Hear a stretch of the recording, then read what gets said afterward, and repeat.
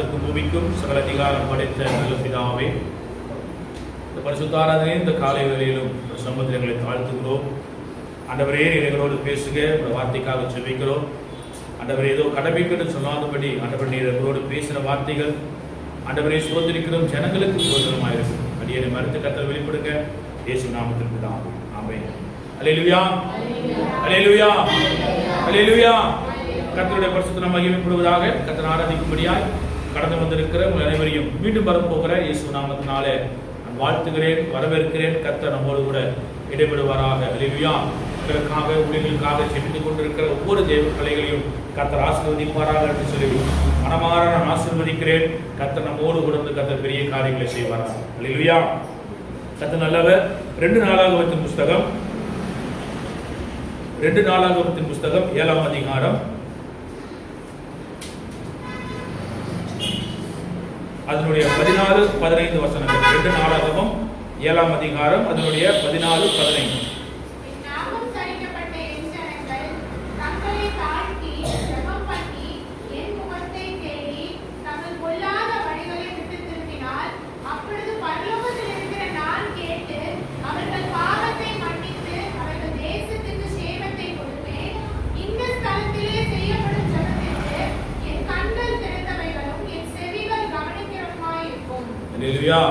கர்த்தருடைய மகிமைப்படுவதாக.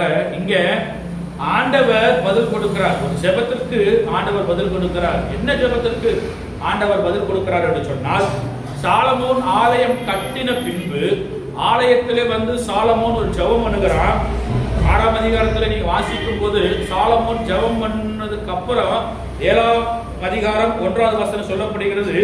சாலமோன் ஜெபம் பண்ணி முடிக்கிற போது அக்கினி வானத்திலிருந்து இறங்கி சர்வாங்க தகன பலியும் மற்ற பலிகளையும் பட்சித்து கர்த்தருடைய மகிமை ஆலயத்தை நிரப்பிற்று என்று சொல்லி நம்ம பார்க்கிறோம். அல்லேலூயா.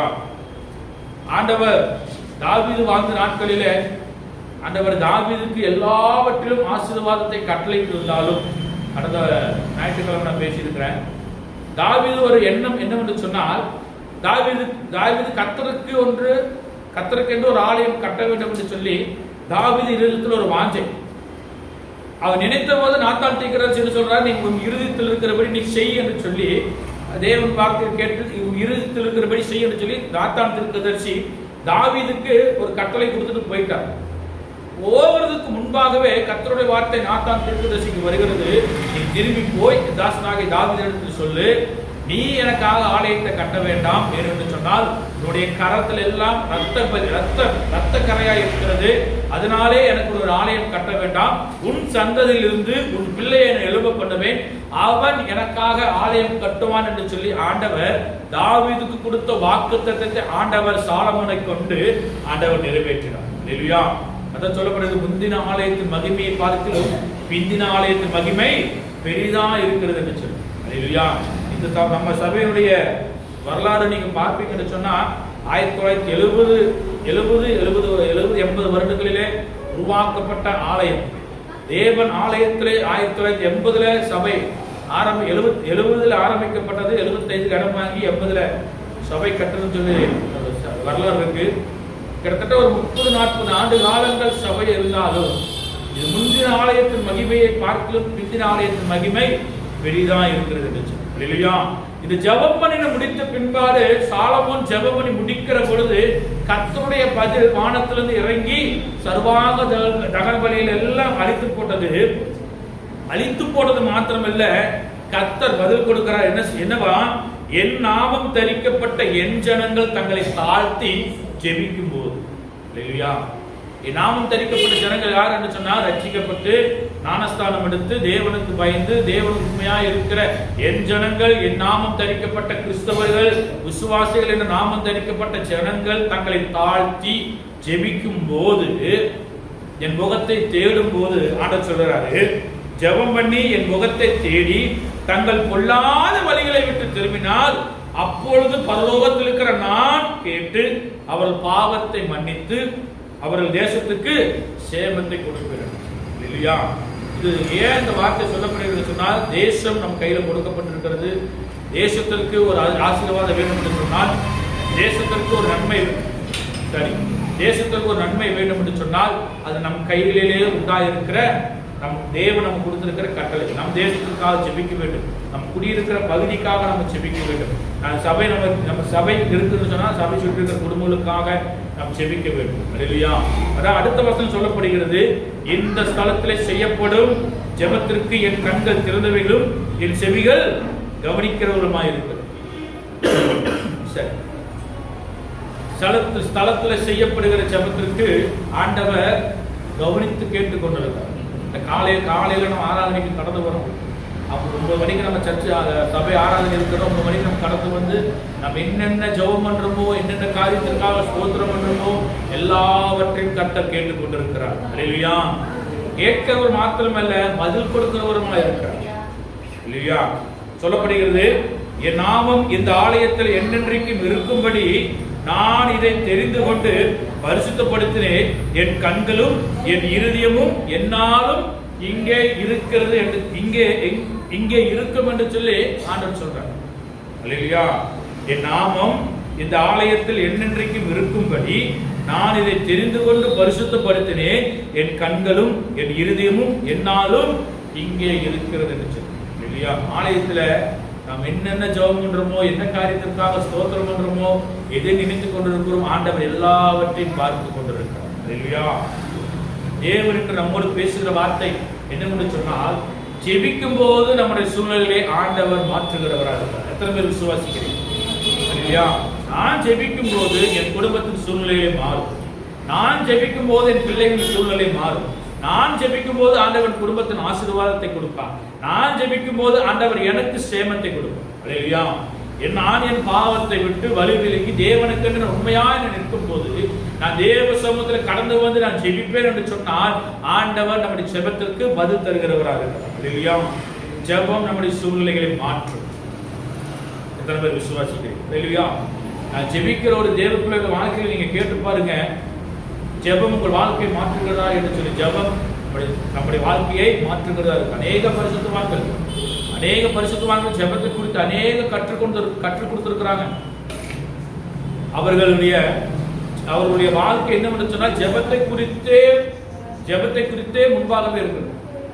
நீங்க ஸ்காட்லாந்து தேசத்தை குறித்து நீங்க பார்ப்பீங்கன்னு சொன்னா, அங்க இருந்த ஒரு மிஷினரி அவர் என்ன சொல்றாரு, ஸ்காட்லாந்து தேசத்தை எனக்கு தாங்க, இல்லைன்னா ஜீவன் எடுத்துக்கொள்ள ஜெபம் பண்ணார்.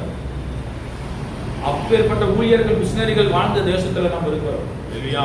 நம்முடைய தேசத்திற்கும் மிஷினரிகள் கடந்து வந்தாங்க. நம்முடைய தமிழ்நாடு பட்டணத்துக்கு மிஷினரிகள் கடந்து வந்தாங்க. இந்தியாவுக்கு மிஷினரிகள் கடந்து வந்தாங்க. மிஷினரிகள் ஏன் கடந்து வந்தாங்கன்னு சொன்னால் தேசத்திற்கு ஒரு நன்மையை கொடுக்க வேண்டும். இல்லையா? நல்லவர். இங்க நாம் ஜெபிக்கும் போது நம்முடைய சூழ்நிலைகளை மாற்றுகிற தேவன் நம்முடைய தேவனா இருக்கும். 2 பேர் அவங்க இருந்து ஜெபித்த போது அவருடைய சூழ்நிலைகள் எல்லாம் மாறினது. 2 பேரும் நிறைய பேர் இருக்கிறாங்க. ஆனாலும் ஆண்டவர் காலையில ஏவின காரியங்களை மத்தியில் சொல்லி தயவு செய்து முடிக்க ஆசைப்படுகிறேன். கர்த்தர் பெரியவராக இருக்கிறார். இல்லையா? நாம் எந்த சூழ்நிலையிலிருந்து ஜெபித்தாலும் நம்ம ஜெபத்திற்கு பதில் தந்து சூழ்நிலையை மாற்றுகிறோம். நான் பலவீனத்தோடு இருக்கிறேன், நான் சோர்வா இருக்கிறேன், நான் கஷ்டத்தோடு இருக்கிறேன், துக்கத்தோடு இருக்கிறேன், கவலைப்படாதீங்க. நீ குட்டி போட்டு எந்த இடத்துல நீ ஜெபம் பண்ண சொல்றாரு, என்னை மகிமைப்படுத்துகிற எந்த ஸ்தானத்திலும் நான் இறங்கி வந்து உங்களை ஆசீர்வதிப்பேன். நீ ஆலயத்துல நான் எங்க போயிட்டு இருக்கிறீர்கள், எந்த இடத்துல இருந்து ஆண்டவரே இந்த காரியத்துக்காக நான் போறேன் என்று நீ ஜெபம் பண்ணி நீ கடந்து போய் பாருங்க. கர்த்தர் ஒரு அற்புதத்தை, ஒரு சூழ்நிலையை மாற்ற வல்லவர். இல்லையா? கர்த்தர் நல்லவர். 1 சாமுவேல் புஸ்தகம் 1ஆம் அதிகாரம் அதனுடைய 10வது வசனம். நம்ம ஜெபம்னு சொன்னாலே முதலாவது நமக்கு ஞாபகம் யாருன்னு சொன்னா அன்னாள் தான். அன்னாள ஜெபத்துல அன்னாளை குறித்து பேசாத யாருமே இருக்க மாட்டாங்க. ஆனாலும் தேவன் இந்த நாளில நம்மோடு கூட விடுகிறார். அன்னாள் எப்படிப்பட்டவர்களா இருக்கிறாரா? மனங்கசந்து அழுது தேவன் நோக்கி விண்ணப்பம் செய்கிறவராக. 1 சாமுவேல் புஸ்தகம் 1ஆம் அதிகாரம் அதனுடைய 10வது வசனம்.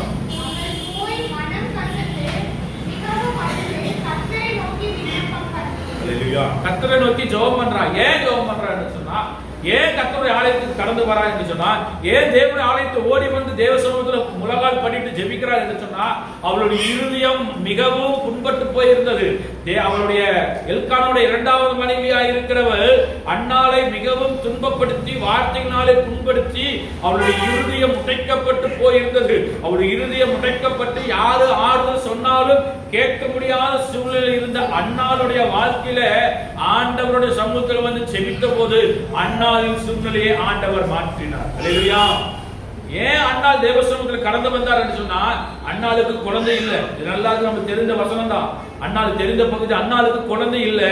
ஆனா எல்கானாவுடைய இரண்டாவது மனைவியா இருக்கிறவள் அன்னாளை என்ன பண்றாளா, மிகவும் விசனப்படுத்துவான். வாசிக்கலாம் 1 அதிகாரம் 6வது வசனம்.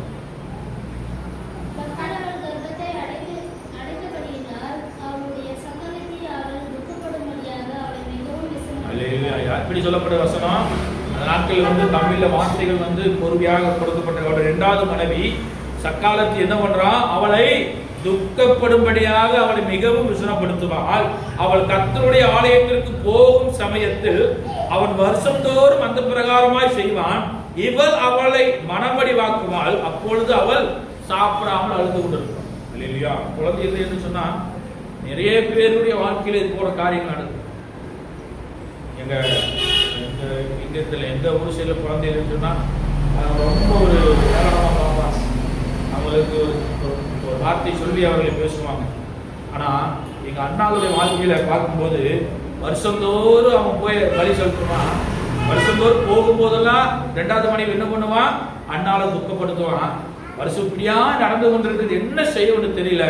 ஆனா அண்ணாள் இதுக்கு மேல எனக்கு ஆறுதல் சொல்றது ஒருவரும் இல்ல, ஒரே ஒருவர் உண்டு, என் ஆறுதல் படுத்துகிறவர், என் சூழ்நிலை மாற்றுகிறவர் ஒரே ஒருவர் உண்டு, அவர் தேவன் என்று சொல்லி நேரம் என்ன பண்றான், சாப்பிட்டு அவங்க எழுந்த உடனே அண்ணாள் சிலோவிலே அவர்கள் புசித்து குடித்த பின்பு அண்ணாள் எழுந்திருந்தால் ஆசாரியனாகிய ஏலி கர்த்தருடைய ஆலயத்தின் வாசல் நிலையிலே ஒரு ஆசனத்தில் உட்கார்ந்து இருந்தான். ஆசாரியர் உட்கார்ந்துட்டு இருக்கிறான். எல்லாம் கண்டுக்கல. நேரா போய் தேவ சமூகத்தில் முழங்கால் பண்ணிட்டு தன் இருதயத்தில் இருக்கிற எல்லா காரியத்தையும் தேவ சமூகத்தில் விட்டுருக்கான். இல்லையா? இருதயம் முட்டைக்கப்பட்டு போயிருந்தது. தேற்றுகிறதுக்கு யாரும் இல்லை, ஆற்றுகிறதுக்கு யாரும் இல்லை. அவருடைய சூழ்நிலை மாற்றுகிறதுக்கு எல்கானாவனாலே கணவனாலே முடியல.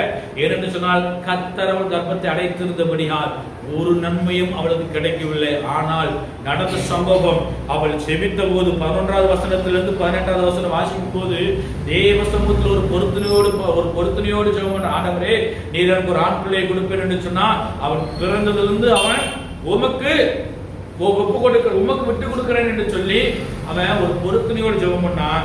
அந்த பொருத்தனையை ஆண்டவர் கேட்டார். 11வது வசனம் வாசிக்கும் போது சேனையின் கர்த்தாவே தேவரீர் உம்முடைய அடியாளின் சிறுமியை கண்ணோக்கி பார்த்து உம்முடைய அடியாளை மறவாமல் நினைத்தருளி உமது அடியாளுக்கு ஒரு ஆண் பிள்ளையை கொடுத்தால் அவன் உயிரோடு இருக்கும் சகல நாளும் நான் அவனை கர்த்தருக்கு ஒப்பு கொடுப்பேன், அவன் தலையின் மேல் சவரகன் கத்தி படுவதில்லை என்று ஒரு பொருத்தனை பண்ணினான்.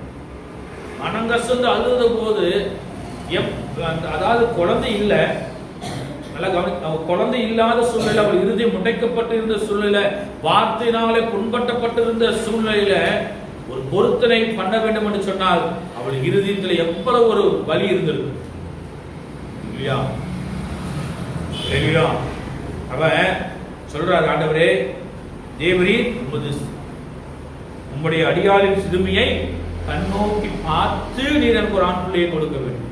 என்னோட சிறுமியை பாருங்க ஆண்டவரே, நான் பிள்ளை இல்லாமல் இருக்கிறேன், என்னோட சக்காலத்தை என்னை விசனப்படுத்திக் கொண்டிருக்கிறான், என் இறுதியம் முடைக்கப்பட்டிருக்கிறது, என்னை தேற்றுகிறதுக்கு யாரும் இல்லை, என்னை ஆற்றுகிறதுக்கு யாரும் இல்லை, என் கணவன் இருந்தாலும் அவனுடைய வார்த்தை என்னை தேற்றுகிறதா. இத்தனை வருஷம் எல்கானா தேற்றிட்டு தான் இருந்தான், இத்தனை வருஷம் எல்கானா அண்ணாளை தேற்றி கொண்டுதான் இருந்தான்.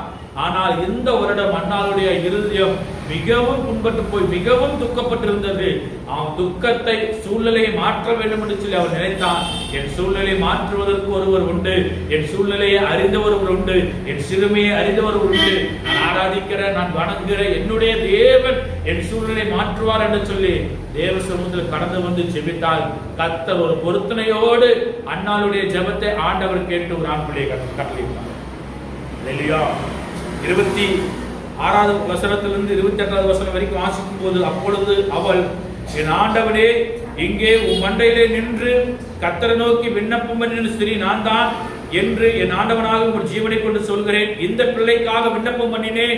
நான் கர்த்தரிடத்தில் கேட்ட என் விண்ணப்பத்தின்படியே எனக்கு கட்டளையிட்டார். ஆண் பிள்ளை கர்த்தர் கொடுத்தார். சாமுவேல் பேரிட்டான். பிள்ளை பால் மறக்க பண்ணினதுக்கு அப்புறம் சொன்னபடி ஆண்டவருடைய ஆலயத்தில் கொண்டு விட்டான். சாமுவேல் தேசம் எங்கும் அறிகிற ஒரு தீர்க்கதரிசியாக ஆண்டவர் உயர்த்தினார். இல்லையா? உயர்த்தினது மாத்திரமல்ல, சாமுவேலை தேவனுக்கென்று ஒப்பு கொடுத்த அன்னாளுடைய வாழ்க்கையில ஆண்டவர் மீண்டும் ஒரு ஆசீர்வாதத்தை கட்டளையிடுகிறார். 3 பிள்ளைகளை ஆண்டவர் கொடுக்கிறார். 2ஆம் அதிகாரம் 20-21 வசனம் வாசிக்கும் போது 21ஆம் வசனம், அப்பொழுது கர்த்தர் அன்னாளை கடாட்சித்தார். அவள் கர்ப்பம் தரித்து 3 குமாரரையும் 2 குமாரத்தையும் பெற்றாள். சாமுவேலின் பிள்ளையாண்டான் கர்த்தர் சந்நிதியிலே வளர்ந்தார் என்று சொல்லி 5 பிள்ளைகள் கொடுத்தார். ஒரு பிள்ளை ஆண்டவர் கொடுத்தார். 5 பிள்ளைகளை தேவன் அன்னாளுக்கு திருப்பி கொடுத்தார். அல்லேலூயா. நாம் ஜெபிக்கும் போது நம்முடைய சூழ்நிலைகளை மாற்றுகிற தேவன் நம்மோடு கூட. எத்தனை பேர் விசுவாசிக்கிறீங்க?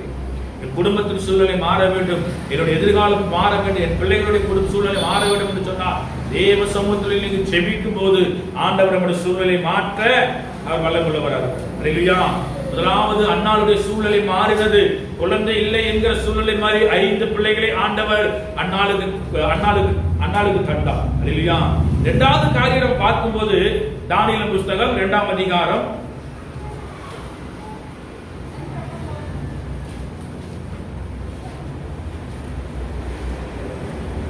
19வது வசனம் வாசிக்கும் போது, பின்பு ராக்காலத்தில் தரிசனத்தில் தானியேலுக்கு மறைபொருள் வெளிப்படுத்தப்பட்டது. இங்க தானியேலுடைய சூழ்நிலை எப்படி சொன்னா, மரணம் என்கிற சூழ்நிலையில் இருந்த தானியேல் ஜெபித்த போது ஆண்டவர் சூழ்நிலை மாற்றினார். அல்லேலூயா. தானியேலுக்கு மறைபொருள் வெளிப்படுத்தப்பட்டது. ஏன் தானியேலுக்கு வெளிப்படுத்தது என்று சொன்னால், தானியேல் தேவ சமூகத்தில் ஜெபம் செய்தார். அவருடைய சூழ்நிலையை தேவன் மாற்றினார். என்ன சூழ்நிலை அங்க வந்தது என்று சொன்னால், பாபிலோனில் இருக்கும் ஞானிகள் எல்லாம் கொலை செய்யப்பட வேண்டும். 12வது வசனம் வாசிக்கும் போது, இது நிமித்தம் ராஜா மகா கோபமும் உக்கிரமும் கொண்டு பாபிலோனில் இருக்க எல்லா ஞானிகளையும் கொலை செய்யும்படி கட்டளையிட்டான்.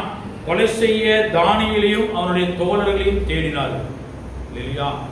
ஏன் இந்த அவசர சூழ்நிலை வந்தது என்று சொன்னால், நேபுகாத்நேச்சார் ராஜ்யபாரம் பண்ணும் 2வது வருஷத்துல 2ஆம் அதிகாரம் 1வது வசனத்தில் பார்க்கும்போது, நேபுகாத்நேச்சார் என்ற ராஜா பாபிலோனில் அரசாளுகிறான். அரசாளும் போது 2ஆம் வருஷத்துல ராஜா தூங்கி கொண்டிருக்கும் போது ஒரு சொப்பனத்தை காண்கிறான். அந்த சொப்பனம் அவனுடைய ஆவியை கலங்க பண்ணினது. அவன் ஆவி கலங்கினது. அவன் நித்திரை இல்லாமல் இருக்கிறான். அந்த சொப்பனத்தை கண்டபோது அவனுடைய இருதயம் கலங்கினது. நேபுகாத்நேச்சார் பாபிலோனை ஆண்ட ராஜா, நேபுகாத்நேச்சார் என்ற ராஜா 2வது வருஷத்துல ஒரு சொப்பனம் காண்கிறான். என்ன சொப்பனம் என்று சொன்னால், அந்த சொப்பனத்தை வந்து யாருக்குமே சொல்லல. சொப்பனத்தை கண்டான். அதனாலே அவன் ஆவி கலங்கி அவன் நித்திரை கலைந்தவனான். நித்திரை கலைந்து போய் இருந்தபோது 2வது வசனத்திலிருந்து 3வது வசனம் வாசிக்கும் போது, ராஜா தேசத்தில் இருக்கிற எல்லாரையும் கூப்பிடுறான். யாரையும் கூப்பிடுறானா? சாஸ்திரிகளையும் ஜோசியரையும் சூனியக்காரரையும் கல்தேயரையும் அழைக்க சொன்னான். அவர்கள் வந்து ராஜ சமூகத்தில் இருந்தார். பாபிலோன் தேசத்திலே அந்நாட்களிலே பாபிலோனை குறித்து நீங்க சரித்திரத்தில் நீங்க வாசிக்கும் போது அங்க சொல்லப்பட்டிருக்கிற யாரா இருக்கிறாங்கன்னா, சாஸ்திரிகள் இருந்தாங்க, ஜோசியர் இருந்தாங்க, சூனியக்காரிகள் அங்க இருந்தாங்க, கல்தேயரையும் இருந்தாங்க. எல்லாரையும் கூப்பிடுறான். தேசத்தில் இருக்கிற எல்லாரையும் வர சொல்றான். வந்ததுக்கு அப்புறம் சொல்றான், ஒரு சொப்பனத்தை கண்டேன். அந்த சொப்பனத்துக்கு பதில் சொல்லணும்னு சொன்ன போது ராஜா சொன்ன உடனே அவன் சொல்றாங்க, அங்க இருக்கிற எல்லாம் சொல்றாங்க, சொப்பனத்தை சொல்லுங்க, நாங்க அதுக்கு பதில் கொடுக்குறோம்னு சொல்றாங்க. ஆனா ராஜா ஒரு கட்டளை கொடுக்குறான். என்ன கட்டளை என்று சொன்னா, நான் வந்து சொப்பனத்தை சொல்ல மாட்டேன், அந்த சொப்பனத்தை நீங்க சொல்லணும், அதுக்கு உண்டான அர்த்தத்தையும் சொல்லணும்.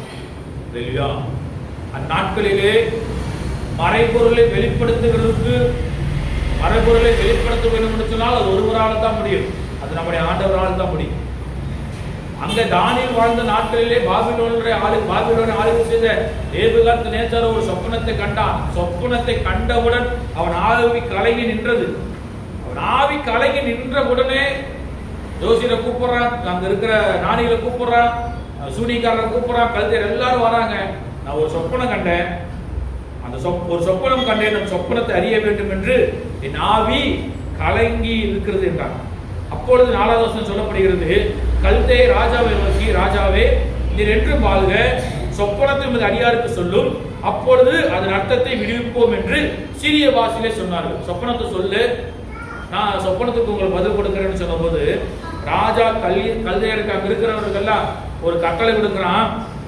என்னிடத்தில் இருக்கிற தீர்மானம் என்னவென்றால், நீங்கள் சொப்பனத்தையும் அதன் அர்த்தத்தையும் எனக்கு அறியாமல் போனால் துண்டித்து போடப்படுவீர்கள், உங்கள் வீடுகள் எருக்களமாக்கப்படும் என்று சொன்னான். உடனே அவங்க என்ன சொல்றாங்க, அவங்களுக்கு பயம் வந்துருச்சு. மீண்டும் சொல்றாங்க, ராஜாவே சொப்பனத்தை சொல்லும், அப்பொழுது நான் அதற்கு அர்த்தம் கொடுக்குறேன்னு சொல்லி. ராஜாவுக்கு கோபப்படுது, நீங்க உங்களுக்கு தெரியல, நீங்க காலத்தாமதம் பண்றீங்க அப்படின்னு சொல்லி அவன் சொல்றாரு. காலம் மாறும் என்று நீங்கள் எனக்கு முன்பாக பொய்யும் புரட்டமான விசேஷத்தை சொல்லும்படி எத்தனை பண்ணி இருக்கிறீர்கள். நீங்கள் சொப்பனத்தை தெரிவிக்காமல் போனால் உங்களில் எல்லோரும் இந்த ஒரே தீர்ப்பு பிறக்கிறது. ஆகையால் சொப்பனத்தை எனக்கு சொல்லுங்கள், அப்பொழுது அந்த அர்த்தத்தையும் உங்களால் காண்பிக்க கூடும் என்று அறிந்து கொள்ள வேண்டும். இல்லையா, நீ சொப்பனத்தை சொல்லு. இப்ப நமக்கு ஒரு சொப்பனம் வருது. இப்போ ஒரு சொப்பனத்தை யாருக்கிட்டயா நீங்க போய் இப்போ ஒரு கனவு கண்டேன், இந்த கனவுக்கு என்னன்னு சொல்லி நம்ம சொன்னாதான் நமக்கு அதுக்கு பதில் சொல்ல முடியும். ஆனா ராஜா என்ன சொல்றாரு, நான் கண்ட கனவை நீங்க சொன்னீங்கன்னா அந்த அர்த்தத்தை உங்களால் உங்களுக்கு சொல்லக்கூடும் என்று சொல்லி அங்க இருக்கிற எல்லாருக்கும் முன்பாக சொல்றான். இது மிகவும் அரிதா இருக்கிறது சொல்லி அவங்க சொல்றாங்க. பாருங்க 10வது வசனம், கல்தேய ராஜ சமூகத்தில் பிரயோஜனமாக ராஜா கேட்கும் காரியத்தை அறிவிக்கத்தக்க மனுஷன் பூமியில் ஒருவனும் இல்லை என்று சொல்லி. ஆனா ஒருவன் இருக்கிறான், அவங்க யாருக்கும் தெரியாது. ஆண்டவருடைய மறைபொருளை வெளிப்படுத்துகிற ஒரு தேவ மனிதனுக்கு இருக்கிறான். ஆனா அவங்களுக்கு யாருக்கும் தெரியாது. ஏன்னா அவங்க ஜோசி பார்க்கிறவங்க, சூனியக்காரவங்க, விக்கிரகத்தை வணங்குறவர்களுக்கு காரியத்தை வெளிப்படுத்த முடியல. தேவனை வணங்குறவர்களுக்கு காரியத்தை வெளிப்படுத்த முடியும். சொன்னாரு, மனுஷன் பூமியில் ஒருவனும் இல்லை. ஆகையால் மகத்துவம் வல்லமையுமான எந்த ராஜாவும் இப்படிப்பட்ட காரியத்தை ஒரு சாஸ்திரியிடத்திலாவது ஜோசியனிடத்திலாவது கல்தேயனிடத்திலாவது கேட்டதில்லை. ராஜா கேட்கிற காரியம் மிகவும் அருமையானது. மாம்சமாய் இருக்கிறவர்களோடு வாசம் பண்ணாத தேவர்களே ஒழிய ராஜ சமூகத்தில் அதை அறிவிக்கத்தக்கவர் ஒருவர். அவங்களுக்கு தான் அவங்க சொல்றாங்க, என்னவா ராஜா கேட்கிற காரியம் மிகவும் அருமை, என்னவா மாம்சமாய் இருக்கிறவர்களோடு வாசம் பண்ணாத தேவர்களே ஒழிய. அல்லேலூயா. கர்த்தர் நல்லவர். பாருங்க, அங்க தேவநாமத்தை உயர்த்தும்படியாக கர்த்தர் அங்க ஒரு சூழ்நிலையை மாற்றும்படியாக அவங்க யாருக்கு அந்த மாதிரி சொப்பனம் தெரியல. ஏன்னா அவங்க விக்கிரகங்களை ஆராதிக்கிறவர்கள், விக்கிரகங்களை வணங்குற. அவங்களுக்கு ஒரு கனவை நம்ம சொன்னாதான் அது நமக்கு சொல்லுவாங்க மீண்டும் திரும்பி. ஆனா அங்க அப்படி அல்ல. ஆண்டவர் ஒரு காரியத்தை ஒரு காரியம் நடக்க வேண்டும் என்று சொன்னால் ஒரு சூழ்நிலை, அங்க ஒரு இக்கட்டான சூழ்நிலை கொண்டு வருவார். அப்படித்தான் கொண்டு வந்தார். இந்த காரியத்தை கேட்டபோது ராஜா மிகவும் கோபம் உண்டவராய் எல்லாரையும் கொலை செய்ய தேடினார். எல்லாரையும் கொலை செய்ய தேடின உடனே 14வது வசனத்திலிருந்து 16வது வசனம் வாசிக்கும் போது தானியேல் சூழ்நிலையை புரிந்து கொண்டார். இல்லையா, ஒரு இடத்துக்கு போறோம், ஒரு காரியத்துக்கு போறோம், நீ ஜெர்மனிக்கு போய் பாருங்க, ஆண்டவர் சூழ்நிலையை தெளிவாக நமக்கு காட்டுவார். அந்த சூழ்நிலையில ஒரு மாற்றத்தை நம்ம கட்டளையிடுவார். இல்லையா, தானியேலை கொலை செய்ய வேண்டும் என்று கட்டளை வெளிப்பட்ட போது தானியேலும் அவன் தோழரையும் கொலை செய்ய தேடினார்கள். பாபிலோன் தானியேலை கொலை செய்ய புறப்பட்ட ராஜாவினுடைய தலையாரிகளுக்கு அதிபதியாகிய அரியேகோனுடைய தானியேல் யோசனையும் புத்தியுமாய் பேசுகிறான். அல்லேலூயா. ஜெபிக்கிற ஒரு தேவ மனிதனுடைய வாழ்க்கையில யோசனையாய் புத்தியாய் பேசுகிற தேவ பிள்ளைகளும். அல்லேலூயா. ஒரு சூழ்நிலை குழப்பமான சூழ்நிலை இருக்கிறது என்று சொன்னால், ஒரு குழப்பமான சூழ்நிலையில நம் தெளிவாய் பேசுவதற்கு ஆவியானவர் ஆண்டவர் நமக்கு தெளிந்த புத்தியும் யோசனையும் தருகிற தேவனா இருக்கிறார். இல்லையா, அவன் சொல்றான், அவன் அதிகாரத்தில் பேசுற புத்தியாய் பேசுறான், எனக்கு டைம் கொடு, நான் அதுக்கு சொப்பனத்தையும் அர்த்தத்தையும் தேடிட்டு வரேன்னு சொல்லிட்டு போறான். இந்த கட்டளை தானியேல் ராஜாவிடத்தில் போய் சொப்பனத்தையும் அர்த்தத்தையும் ராஜாவுக்கு காண்பிக்கும்படி தனக்கு தவணை கொடுக்க விண்ணப்பம் பண்ணும் என்று சொல்லி அதிகாரத்தில் சொல்லி அனுப்புறான். போய் சொல்லிட்டான். அதுக்கப்புறம் தானியேலும் அவனுடைய அவனுடைய தோழர்களும் 4 பேரும் தேவ சமூகத்தில் ஜெபிக்க ஆரம்பிக்கிறாங்க. ஜெபித்த போது ஆண்டவர் தானியேலுக்கு மறைபொருளை வெளிப்படுத்தினார். அது என்ன மறைபொருள் என்று சொன்னால், 46வது வசனத்திலிருந்து 49வது வசனம் வாசிக்கும் போது, சரி 2ஆம் அதிகாரம் 27 45 வசனம் வாசிக்கும் போது, சொப்பனம் ஒரு சிலை வைக்கப்பட்டிருக்கிறது. ஒரு கல் பெயர்க்கப்பட்டிருந்து வந்து அந்த சிலையை உடைக்குது. இதுதான் சொப்பனம். சொப்பனத்தை கண்ட உடனே நேபுகாத்நேச்சார் கலங்கி போயிட்டான். அது அர்த்தத்தை தெரிவித்த உடனே ராஜாவுக்கு ஒரே ஆச்சரியம். நான் கண்ட சொப்பனம், அவன் சொப்பனம் என்னன்னு சொன்னா, வாசிக்கும் போது 31வது வசனம், ராஜாவே நீர் ஒரு பெரிய சிலையை கண்டீர், அந்த பெரிய சிலை மிகுந்த பிரகாசம் உள்ளதா இருந்தது, அது உமக்கு எதிராக நின்றது, அது ரூபம் பயங்கரமாய் இருந்தது. அந்த சிலையின் தலை பசும்பொன்னும், அதன் மார்பு அதன் புயங்களும் வெள்ளியும், அதன் வயிறு அதன் தொடையும் வெண்கலமும், அதன் கால்கள் இரும்பும், அதனுடைய பாதிகள் அதன் பாதங்கள் பாதி இரும்பும் பாதி களிமண்ணா இருந்தது.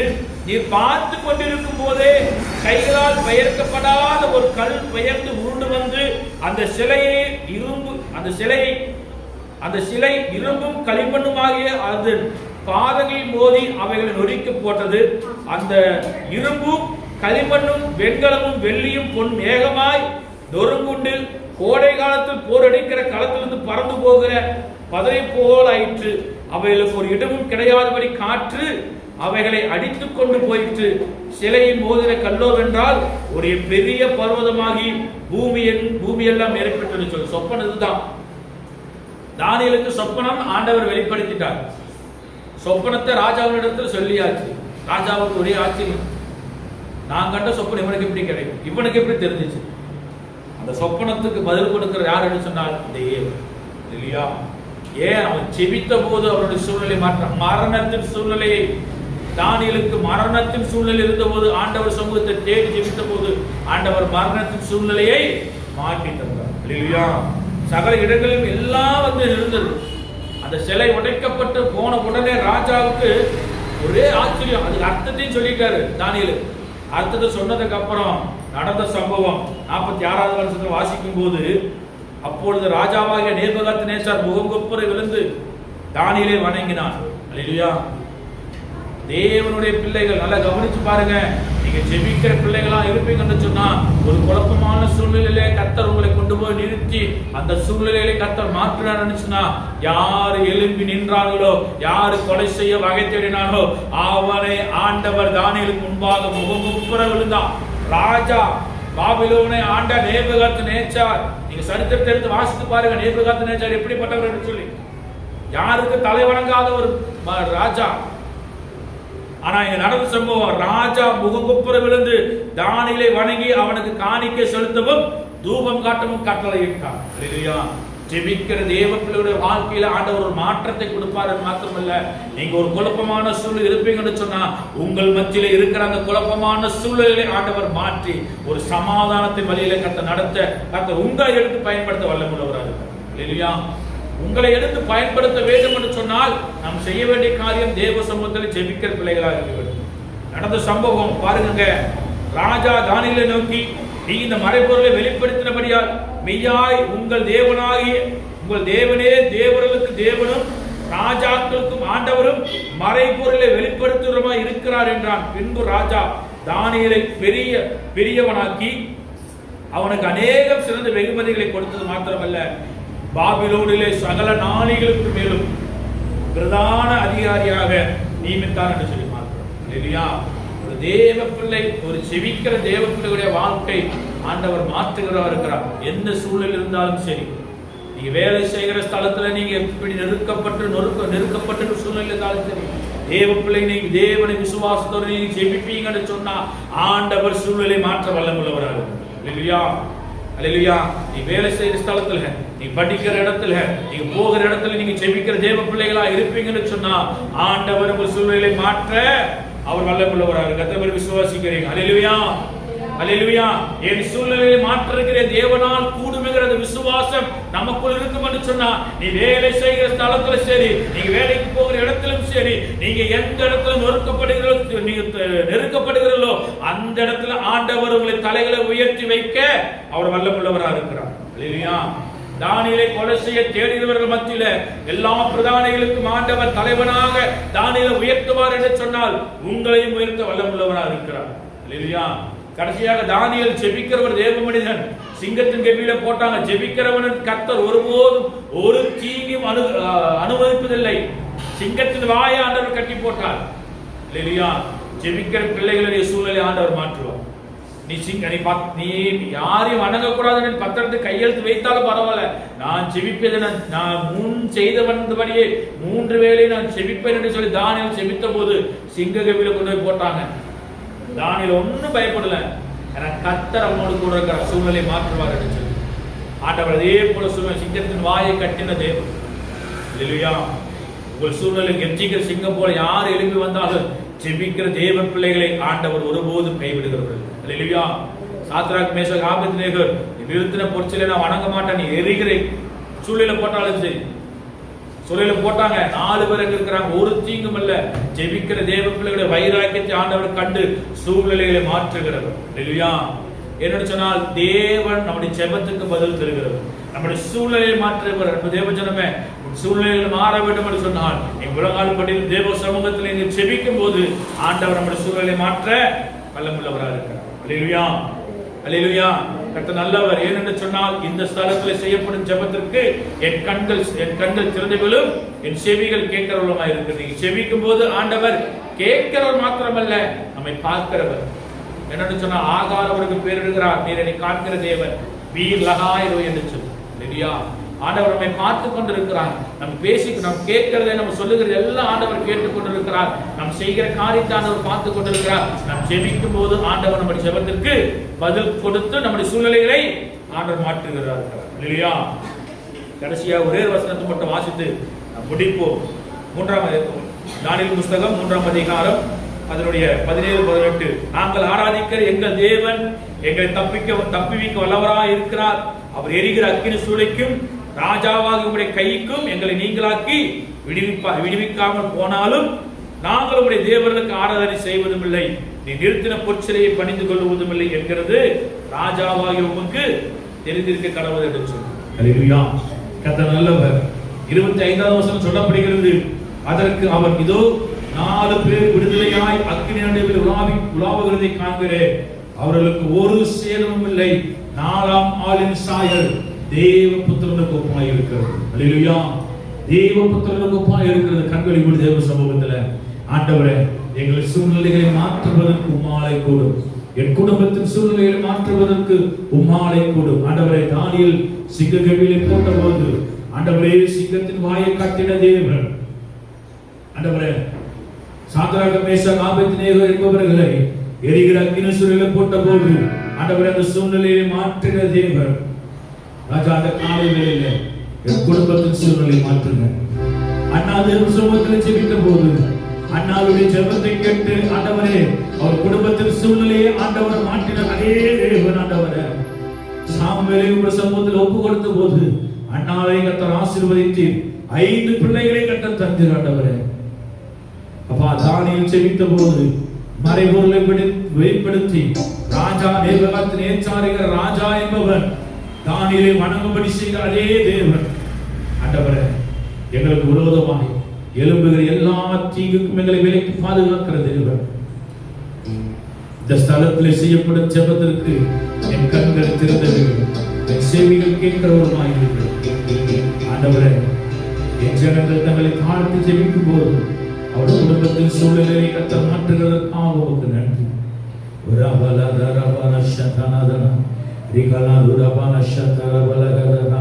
ஹல்லேலூயா, ஹல்லேலூயா, ஹல்லேலூயா.